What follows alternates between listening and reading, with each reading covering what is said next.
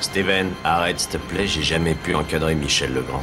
Salut, c'est Nos Ciné, votre rendez-vous avec le cinéma qui se targue en grand romantique d'être plutôt accroché à la notion de fidélité cinéphile aux univers qui nous sont chers, et pas Jennifer, je sais pas qui est Jennifer, aux genres, aux ambitions, aux créateurs qui selon nous méritent leur place à la grande table des artisans de génie. Parmi eux, un certain Ang Lee qui, malgré une carrière où les faux pas ne sont pas absents, sait régulièrement faire la démonstration de l'étendue de ses talents. C'est donc avec un certain frétiment que nous attendions son Gemini Man, auquel nous consacrons cet épisode avec un trio baigné d'une éternelle jeunesse. Julien Dupuis, salut Julien. Salut Thomas. David Honoras, salut David. Salut Thomas. Et Stéphane Moïsaki, salut Stéphane. Salut Thomas. C'est Nos Ciné, épisode 203 et c'est parti. Tu fais un amalgame entre la coquetterie et la classe. Tu es fou.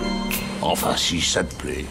Gemini Man donc nous raconte l'histoire de Henry Brogan, alias Will Smith, assassin de profession, tireur d'élite désireux de se ranger des voitures, qui se retrouve soudain confronté à un jeune tueur redoutable et surtout capable d'anticiper à peu près toutes ses réactions, et pour cause, il s'agit de rien de moins que son clone plus jeune. Il va donc devoir essayer de comprendre comment et surtout pourquoi cette doublure a été créée. You made a choice to do this to me. This thing that you're struggling with is fear. Embrace it and then overcome it.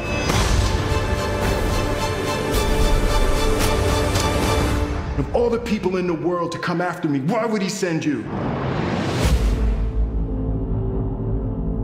Derrière la caméra, on l'a dit, c'est Ang Lee, réalisateur entre autres de Tigre et Dragon, de Brokeback Mountain, de l'Odyssée de Pi ou encore du très beau Un jour dans la vie de Billie Lynn, auquel nous avions consacré un épisode à l'époque. Et au casting, outre Will Smith, donc, on trouve également Mary-Elizabeth Winstead, Clive Owen ou encore Linda Hammond. Et ce laïus introductif ne serait pas complet si j'ajoutais pas que le film a été tourné à très haute fréquence, à 120 images par seconde, et on va en parler évidemment, qu'il est visible dans ces conditions dans certaines salles seulement en France. Votre avis sur ce Gemini Man, chers amis? Alors j'ai plus le droit de donner la parole à Julien Dupuis en premier, vous le savez, il y a une jurisprudence en cours dans cette émission. Je vais donc la donner à David Honora qui est juste à côté de lui. David. Oui, alors pour parler de Gemini Man, il faut qu'on revienne un petit peu sur Billie Lynn, dont on avait parlé dans l'émission à l'époque avec Arnaud. Enthousiasme. Si je ne me trompe pas. Oui, avec Arnaud et Enthousiasme. On était trois. Donc, à l'époque, j'avais dit qu'on n'avait pas pu voir le film dans les conditions proches de l'idéal, et surtout, on n'avait pas pu le voir en haute fréquence. Et du coup, j'avais dit que c'était un petit peu comme voir un Velasquez par le trou d'une serrure. C'est-à-dire qu'on avait vu un très grand film, un très beau film, mais on ne pouvait que imaginer ce que ce film devait réellement être. Avec Gemini Man, on a eu la chance de pouvoir le voir quasiment dans ses conditions idéales. Alors avec un petit défaut, peut-être que Julien en parlera un peu plus en détail tout à l'heure, c'est que le film n'est pas projeté en 4K mais en 2K. Donc la résolution est un petit peu plus faible, mais il est projeté donc dans la salle où on l'a vu, c'est-à-dire au Pâté Beaugrenelle à Paris, dans une salle qui est marketée Dolby Cinema en 120 images par seconde et en 3D. Donc c'est les termes. Alors, le problème, c'est que sur ces nouvelles technologies, à chaque fois les termes marketing changent. Donc maintenant, c'est 3D+, de Dolby Cinema.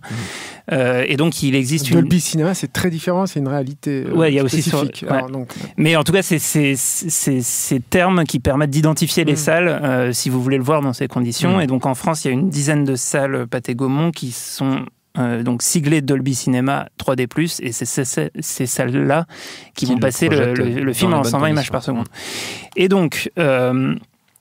pourquoi je reparlais de Billie Lynn, c'est parce que pour moi, Billie Lynn était un chef-d'œuvre, et je trouve assez intéressant le fait que justement il ait déjà fait ce film avant, parce que en gros, pour moi, il a résolu la question de est-ce qu'on peut faire des grands films de cinéma avec la technologie? Oui, il l'a déjà fait, et là avec Gemini Man, il est plus dans une démarche plus expérimentale, qui fait que le film en lui-même, sur sa matière, sur son scénario, sur certains aspects de mise en scène, et sans doute décevant, en tout cas un peu anecdotique. En tout cas, en revanche, sur la forme, c'est tout simplement du jamais vu. C'est-à-dire que j'ai vu devant ce film des choses que mes yeux n'avaient jamais vues. Et notamment sur des séquences d'action que des décennies de cinéma d'action nous ont appris à concevoir d'une certaine manière, et surtout nous ont appris à ce qu'il y a des choses qu'on ne voit pas.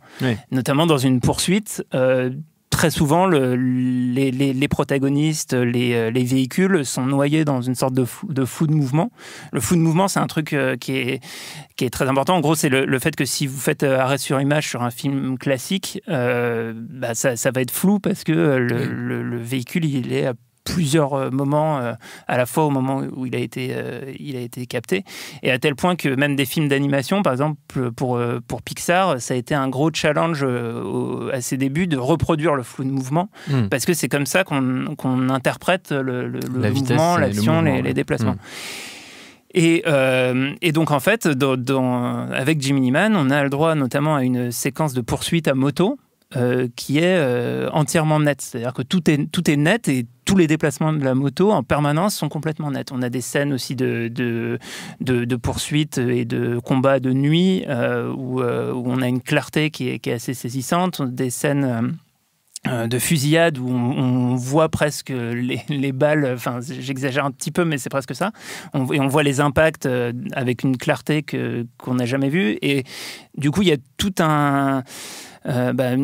une partie inexplorée visuelle qui s'ouvre à nos yeux, et c'est ça qui est extrêmement intéressant avec le film, c'est que d'un coup on se dit le cinéma d'action jusqu'ici ne pouvait pas nous montrer autant que ce qui devient possible avec cette technologie, et c'est hyper c'est grisant quoi, c'est fascinant, et on a envie de se dire jusqu'où on peut aller, qu'est-ce qui se passe, etc. Donc moi je reste d'abord là-dessus sur ce choc de me dire en fait le cinéma on est loin d'en avoir fait le tour, et il y a encore plein de nouvelles voies qui s'ouvrent à nous.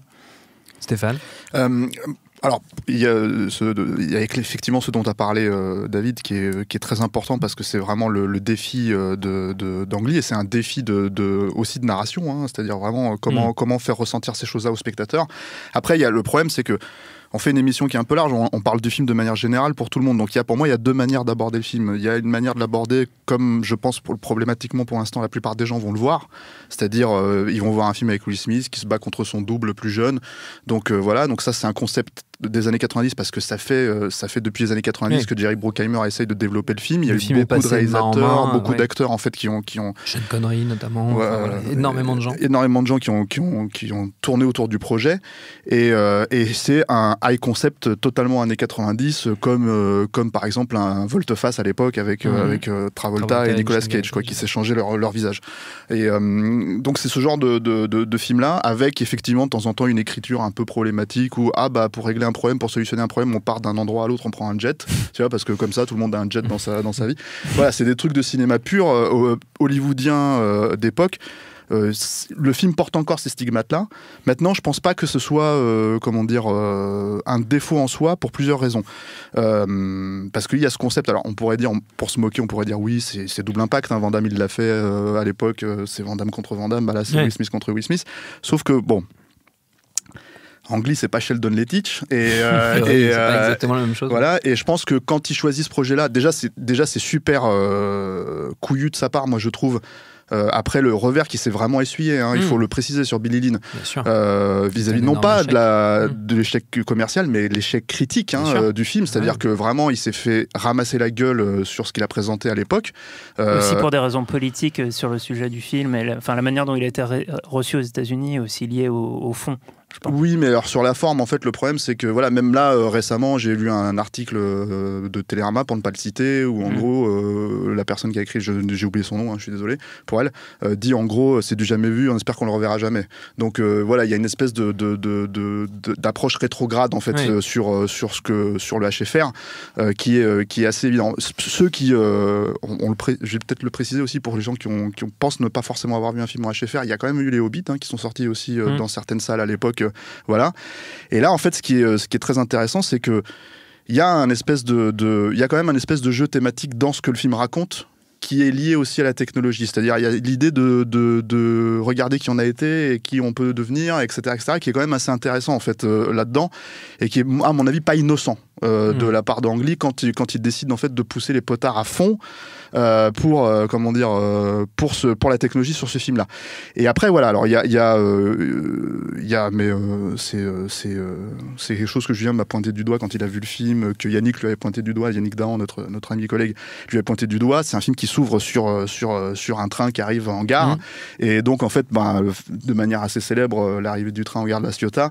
Je pense que c'est une question de ressenti. Il faut savoir qu'à l'époque, quand les Lumières ont filmé ça, les gens avaient l'impression dans la salle en fait que le train allait leur foncer sur la gueule, quoi.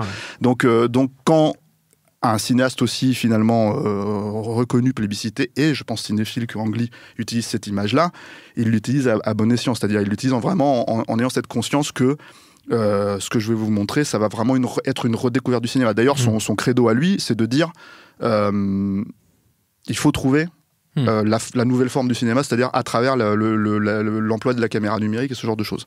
Donc oui, alors il y a cette notion. Je voulais dire un truc sur le train, parce qu'il pousse encore plus loin le parallèle justement entre la thématique du train et la technologie, parce que l'enjeu de la première scène, c'est Will Smith qui est avec un fusil de sniper et qui va devoir mettre une balle dans la tête d'un passager qui est dans un TGV en fait.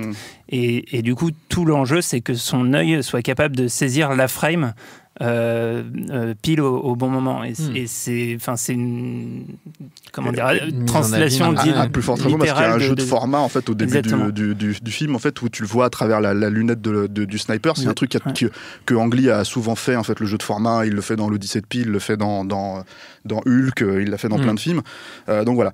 Et après, alors oui, effectivement il y a les scènes d'action qui sont assez dingues. Alors moi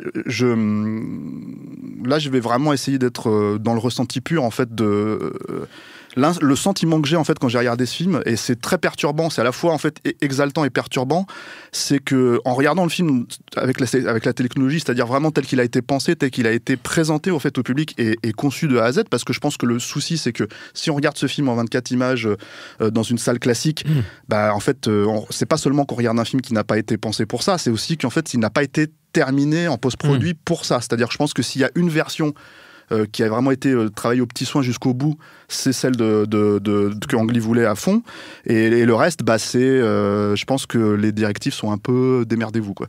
Donc il y a quand même des chances que le film soit pas bien en fait, même techniquement en termes par rapport aux autres standards, quoi. Et le truc, c'est qu'en termes de ressenti, ce qui est assez impressionnant et perturbant, c'est que en fait, c'est de la même manière que je suis en train de te parler, que je te vois. Mais il y a ce ressenti-là en fait quand on regarde un film comme Gemini Man, parce que il y a une approche naturaliste qui est très poussée en fait de la part d'Ang Lee, ce qui fait que, admettons que par exemple, pour prendre un exemple sur la scène d'action, admettons qu'on ait pu voir une scène d'action de cet ordre-là où quelqu'un en fait tout simplement qui se crache en moto en vrai devant toi, c'est comme si en fait Ang Lee te multiplier ton point de vue. En fait, si tu vois quelqu'un se cracher, il multipliait ton point de vue, et du coup, en fait, les sensations que tu vas ressentir. Je sais pas si je suis assez clair là-dessus, mais il fait de la mise en scène, on va dire, avec ce que toi, tu vas voir. En fait, si tu vois de ton propre point de vue un mec se cracher devant toi en bagnole ou en moto ou je sais pas quoi. Donc, la multiplication de la mise en scène, elle est démente en fait à ce niveau-là. C'est-à-dire qu'il y a ça, mais il n'y a pas que ça. C'est-à-dire que par exemple l'enjeu du personnage de Junior, en fait, il s'appelle Junior, le personnage de Will Smith jeune, voilà. En fait, c'est d'y croire comme si en fait c'était quelqu'un que tu voyais en face de toi, comme si limite t'étais Will Smith et que tu voyais en fait ton propre double en fait toi-même. Et comme c'est un rajeunissement numérique, peut-être pas forcément, Julien me corrigera peut-être là-dessus, dans les mêmes technologies que celles que Marvel emploie. C'est pas du tout un rajeunissement numérique, hein. Ça, c'est important de le dire, parce qu'il pouvait pas en fait avec ce truc-là. C'est un personnage entièrement numérique, en full CGI. Performance captée. C'est de la performance capture, mais c'est pas du tout les technologies en fait de Marvel. Qu'on voit chez Marvel. Voilà. Et du coup, en fait, on croit totalement à la présence du personnage, tout simplement parce que voilà, quand on regarde la bande-annonce sur Internet en 24 images secondes, effectivement, on peut voir que c'est un personnage retouché, mais non réel, quoi. Mais c'est pas du tout le cas en fait quand on regarde le film. Et du coup, si on multiplie ça sur tout ce que le film tente, c'est-à-dire des scènes de nuit, des scènes d'action, des scènes de conversation, de chant contre chant, des choses comme ça, en fait, des trucs où il va raccorder, par exemple, même dans une simple scène d'action si simple que Will Smith qui envoie une grenade, qui rebondit sur un miroir, qui repart de l'autre côté. Là déjà, la thématique elle est quand même assez évidente, quoi. Même en 24 images secondes, et que tu vois ça en fait avec une telle fluidité, t'as vraiment... Voilà, le terme marketing qu'ils utilisent, c'est immersif, mais c'est vraiment ça. Il y a une logique d'immersion où t'as l'impression que t'es le 4e sidekick sur le film, entre guillemets, quoi.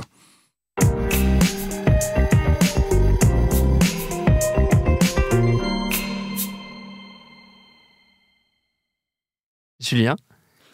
Je pense que le cinéma aujourd'hui est confronté à un problème fondamental et qui n'est pas industriel. Ce que j'entends par industriel, c'est économique notamment.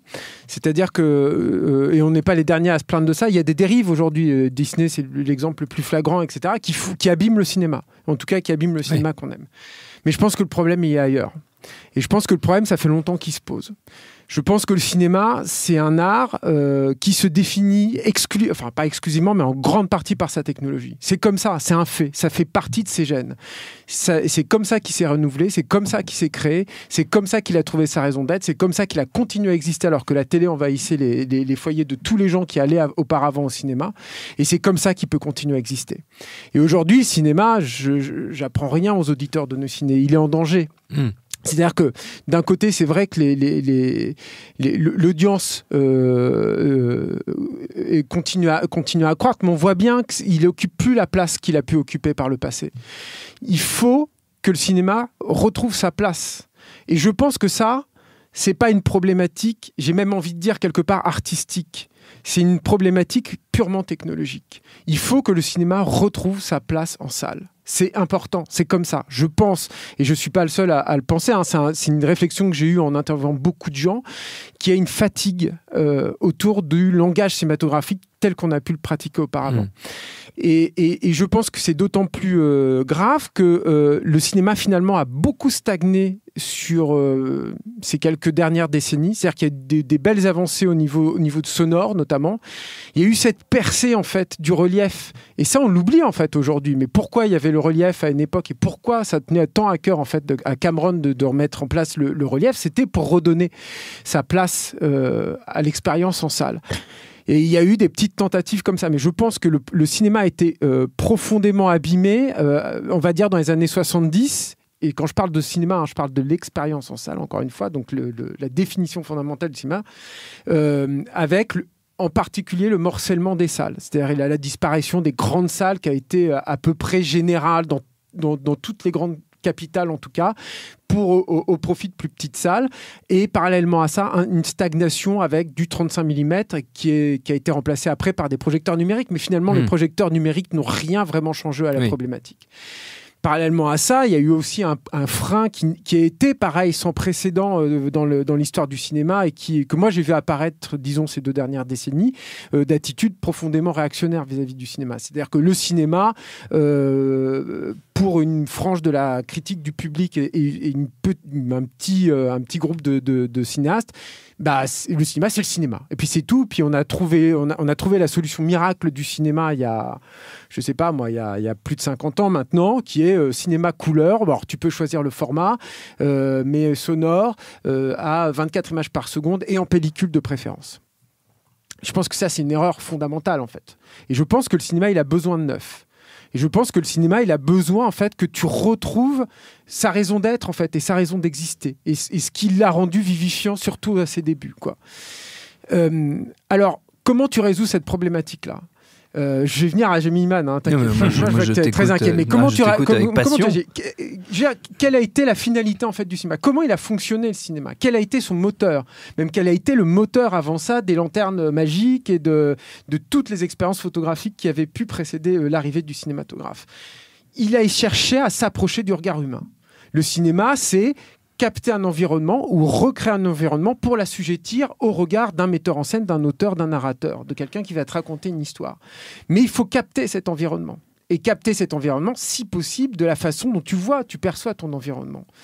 Et il y a eu des tentatives qui ont été faites, etc., mais qui ont été avortées. Et malheureusement, la haute fréquence, c'est une tentative qui est arrivée très vite, notamment après 2001, parce que moi, je trouve que 2001, c'est un peu le point de basculement. C'est-à-dire que c'est un peu le point final où, en fait, on a réfléchi vraiment à ce truc de cinéma immersif et tout, puis après, on l'a un peu perdu, en tout cas, l'industrie...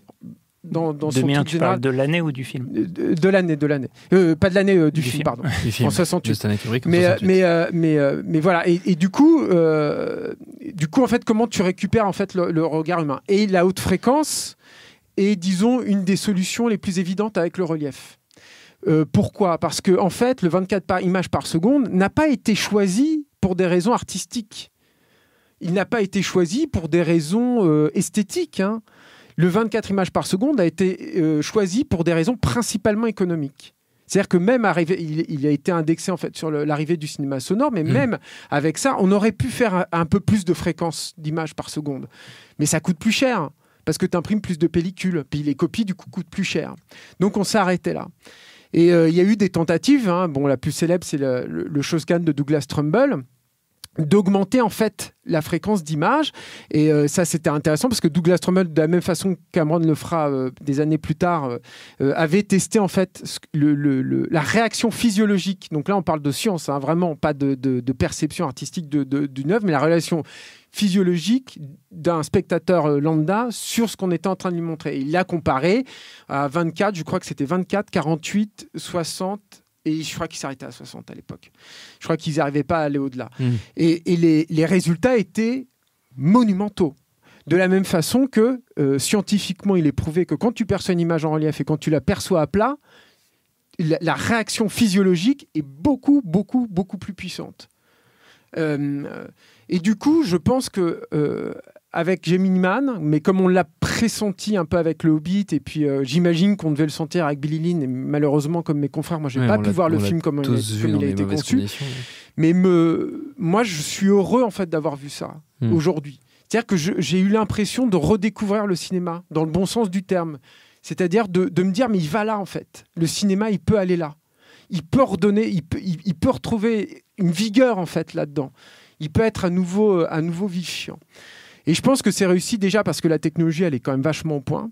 Parce que je pense aussi que, et ça c'est la grande force et la grande intelligence à mon avis du projet, qu'il y a un fonctionnement, je trouve, qui fonctionne bien, conjoint, entre d'une part le relief, le 120 images par seconde, parce que ça c'est un truc qu'on n'a pas dit en fait, mais tous les soucis que vous pouvez ressentir sur le relief, à mon sens, hein, ils disparaissent, mais alors totalement avec la haute fréquence, mais totalement, c'est-à-dire les effets un peu trop stroboscopiques des mouvements rapides, les problématiques sur les volets par exemple, les bords cadres qui peuvent te gêner vachement à 24 images par seconde en relief. Quand tu as un bord cadre, des fois c'est vraiment désagréable, tout ça disparaît. Enfin, pour moi, hein, le relief est d'un confort incroyable. Et un autre truc qui est l'image de synthèse et la performance capture en l'occurrence, quoi.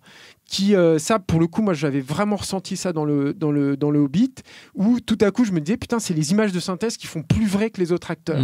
Parce que dans le Hobbit, il y avait ce problème-là énorme, qui était qu'ils avaient fait de la haute fréquence, mais sur un film qui était conçu traditionnellement. Et du coup, je trouve que sur la haute fréquence, tu percevais tous les défauts du cinéma traditionnel. C'est-à-dire qu'un acteur maquillé, tous les acteurs sont maquillés sur un film, et là, un acteur maquillé, bah, tu le voyais, tu le sentais. Un travelling qui subissait un à-coup, bah, tu le sentais aussi. Par contre, quand c'était en numérique et quand c'était des visages numériques et tout à coup, ça prenait une incarnation comme ça, je sais pas comment dire, mais il y avait une présence incroyable dedans. Et Ang Lee travaille en fait sur tous ces éléments-là, et ça fait de Gemini Man, ouais, un film qui, pour moi, hein, ça fera date. C'est-à-dire que je l'ai vu et je sais que je m'en souviendrai. Et je sais que je m'en souviendrai toute ma vie. Ceci étant dit, c'est pas... comment dire, c'est-à-dire que je pense que c'est un grand film pour ce qu'il représente et ce qu'il annonce. C'est pas un film exempt de défauts. C'est vrai qu'il y a moi je trouve qu'il y a des, par exemple, il y a un personnage de sidekick humoristique, je vois pas trop ce qu'il vient foutre là. C'est vrai que le scénario il est un peu suranné. Il a un jet. Ouais, mais le scénario est un peu suranné. Mais alors moi, ce qui m'intéresse par contre aussi au niveau du propos, et je finirai là-dessus pour pas trop vous saouler, mais moi ce qui m'intéresse du scénario et du projet du film, c'est que c'est aussi un film de mercenaires. Et ça, c'est un autre truc moi qui me touche beaucoup au cinéma. J'aime beaucoup ça en fait. J'aime bien quand un auteur arrive, on lui dit bah tiens, on va te refiler ce vieux projet un peu moisi, et le mec, il arrive à trouver là-dedans. Ce qui est intéressant avec Gemini Man, c'est que tu l'aurais filé à n'importe qui, un bon faiseur, on va dire. Hein. Ça aurait été une croûte infâme, quoi. Mais là, il a trouvé des biais en fait là-dedans de s'exprimer en fait, Ang Lee. Alors, David et puis Steph, ils ont parlé de plein de choses qui sont totalement pertinentes et qui sont là. Moi, il y a plusieurs choses en fait qui m'intéressent là-dedans. De façon un peu plus superficielle, il y a le fait que ce soit un film d'espionnage.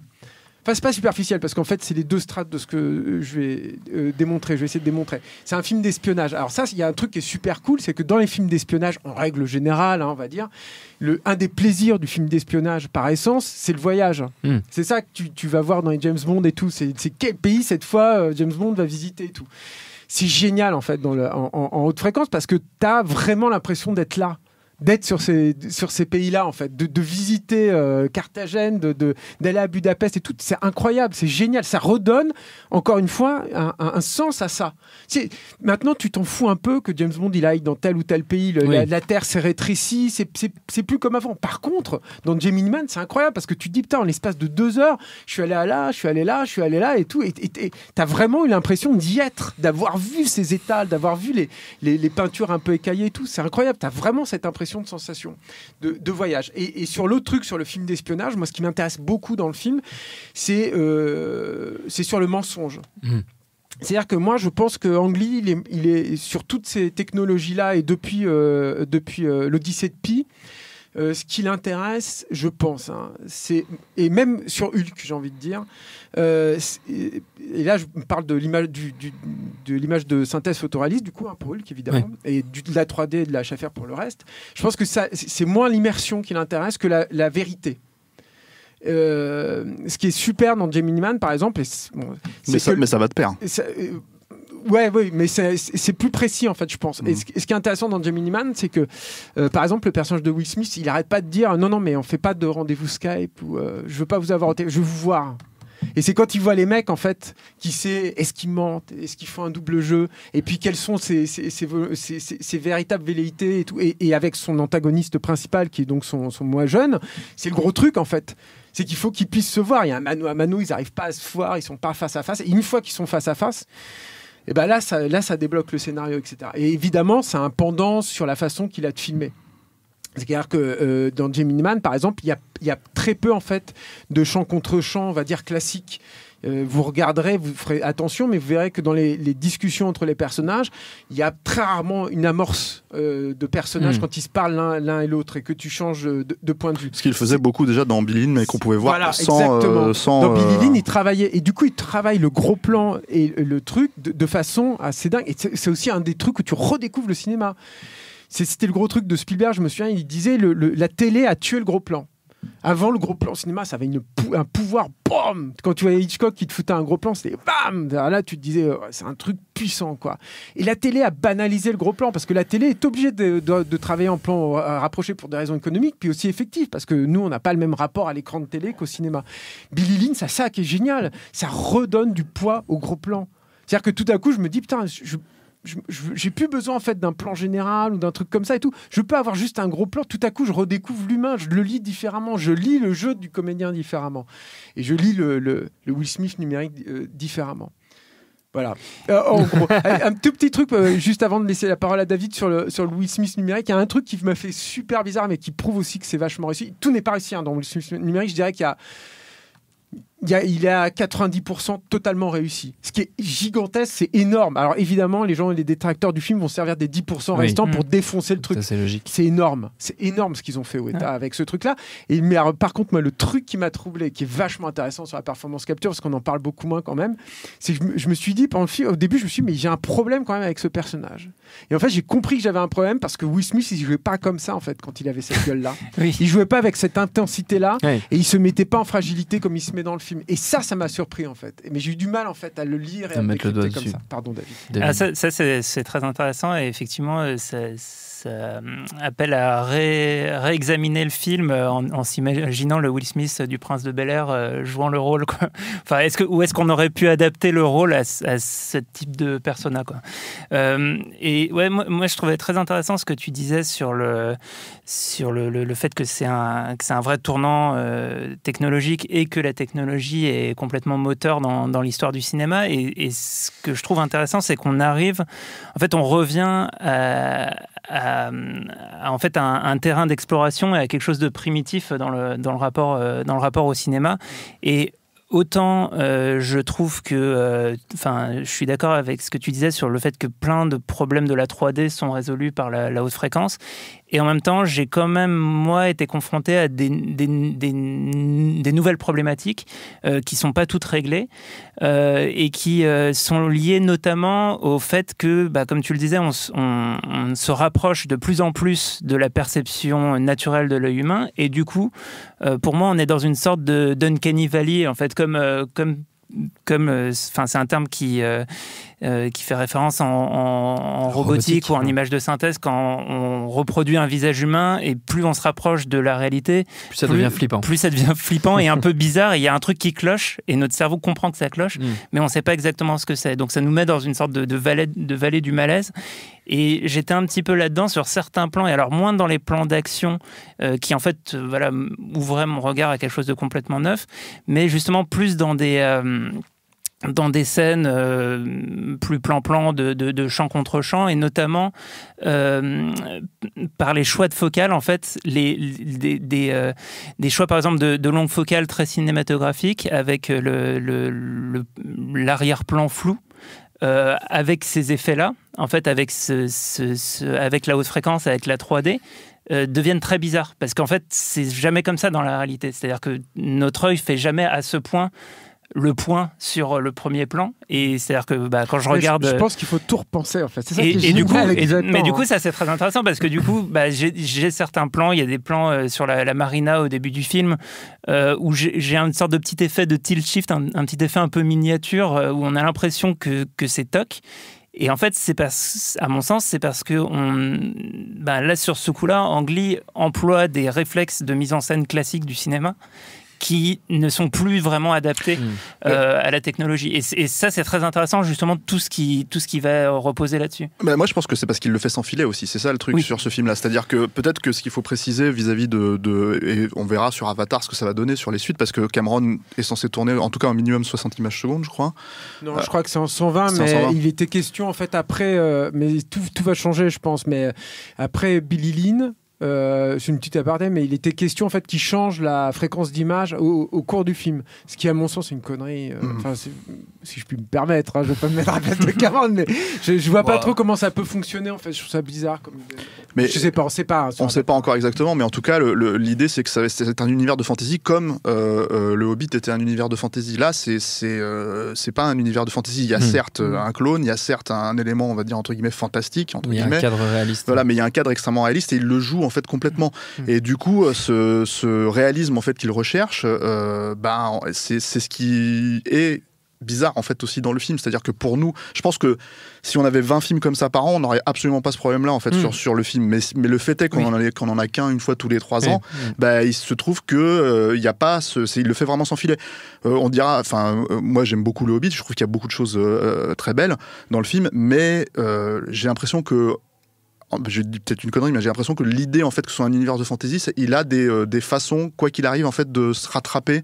Voilà, comme à l'époque quand il avait tourné finalement Le Seigneur des Anneaux, et que l'idée de pouvoir faire de l'étalonnage numérique derrière pouvait finalement en fait assainir en fait l'univers en soi et le rendre cohérent. Et là en fait je pense qu'il y a la même chose, et sauf que je pense que même s'il y a de l'étalonnage numérique, c'est évident dans Gemini Man, il y a quand même en fait cette approche réaliste ultra poussée. J'ai pas envie de dire cinéma vérité parce que c'est pas filmé comme ça, mais en fait mes nouveaux cinéma vérité presque, j'ai envie de dire, qui nous semble étrange parce qu'on sait quand même qu'on est en train de regarder un film. On ne perd pas cette perception là, quoi. Pour conclure, on va faire comme d'habitude une petite rapide session de recommandations. Je vais préciser, mais est-ce que c'est bien nécessaire de le préciser, que vous êtes totalement libre de vos choix. David, tiens. Moi juste rapidement, je vais recommander un autre film d'Ang Lee qu'on peut avoir un peu tendance à oublier, qui est un autre film d'espionnage, qui s'appelle Lost Caution, et qui est un film très intéressant justement sur les faux semblants, les jeux de dupes, etc. Et la proximité entre les personnages et tous les enjeux moraux que ça peut avoir. Et si vous découvrez Ang Lee avec Gemini Man et vous vous dites mais c'est un mec qui fait des sortes de pseudo nanars des années 90, vous pouvez aller voir que il a fait ses preuves sur le film d'espionnage, beaucoup plus dense et beaucoup plus complexe aussi par le passé, quoi. Julien? Moi, je vais conseiller un livre, The Making of. Tu l'as même emmené. J'aime bien avoir l'objet en fait quand je faut en parler. Vous l'entendez là dans le podcast. Et puis quand je le cache, je repense à Arnaud Bordas qui me l'avait offert. Qui te l'a offert, c'est mignon, c'est adorable. Voilà, j'ai les poils qui se hérissent. C'est beaucoup d'amour. En fait, c'est un super bouquin. Mais ce que j'adore en fait dans ce livre, il y a 2 pages en fait que j'adore. Rien que pour ça, je conseille de l'acheter, qui sont 2 pages où il y a des. Charles, la page quand même, vas-y. Où il y a y a une mise en place en fait du langage 3D et de qu'est-ce que ça peut signifier, notamment avec le niveau, le plan écran. Le terme m'échappe là en français, mais bon, c'est super. C'est super intéressant. Bon, ils en parlent beaucoup en plus dans le bouquin, mais rien que pour ça, en fait, on se rend compte à quel point ils se posent vraiment des questions sur le langage, en fait, et sur l'image. Vive la 3D, voilà. Non, mais je suis très énervé vers les gens qui disent c'est 3D, c'est gadget. Redis le titre du bouquin. The Making of Life of Pi, tout simplement. Très bien. Paille. Paille, tout à fait. Stéphane. Moi, je suis tout chamboulé, mais en plus, comment dire, c'est hyper difficile de trouver une reco derrière ce qu'on a vu, quoi. Donc, le seul truc, à la limite, c'est parce que je sais que vous avez fait une émission, mais j'étais pas dans cette émission, je crois, c'est préciser que tout simplement en fait qui en soi un très grand film Billy Lynn, même en 24 images secondes, tout ramé, tout dégueulasse, etc. Bah, il existe en 4K, enfin ultra HD, et comme les gens sont peut-être un peu plus équipés aujourd'hui, voilà, il y a quand même moyen de le voir. Je crois il y a une phase 3D, mais c'est en 2K. Enfin, en 2K, non, c'est pas en 2K, c'est en 4K 3D, mais 24 images secondes, et il y a une face en fait en 60 images secondes, voilà. Et c'est assez. Enfin, moi j'ai vu quelques scènes, j'ai pas encore revu le truc en entier, quoi, parce que j'ai pas de THD, donc 4K, pardon, donc je voulais vraiment me le faire comme ça, quoi. C'est un appel du coup pour créer une cagnotte. Par exemple, alors une cagnotte Litchi pour me payer. Alors même moi, ça coûte un peu cher, c'est 4000 balles quand même. Et puis après ils font une barre de son et patati patata. On fera plusieurs cagnottes. On peut pas avoir la super image et pas le son, quoi, voilà. C'est vrai. Et voilà, donc c'est juste en fait, ouais, voilà, ça existe.